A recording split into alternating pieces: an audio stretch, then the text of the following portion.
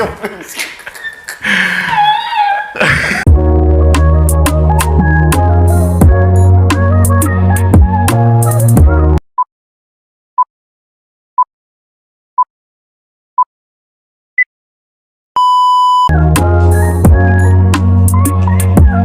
Nagkaloko-loko na talaga ang mga netizens sa mga siniship nila ngayon.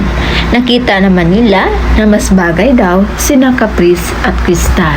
Nagawa nilang i-ship si Caprice kay Crystal dahil boyish daw ito at nakitaan nila na may chemistry ang dalawa. Mas lalo pang nadagdagan ang mga pagdududa ng mga netizens na may feelings sa isa't isa sina Caprice at Crystal dahil kahit magkasama na itong nakulong, hindi pa rin nag-uusap. Naayon pa sa mga netizens na para bang ma-forced evict sila pag makita na magkasama na nag-uusap.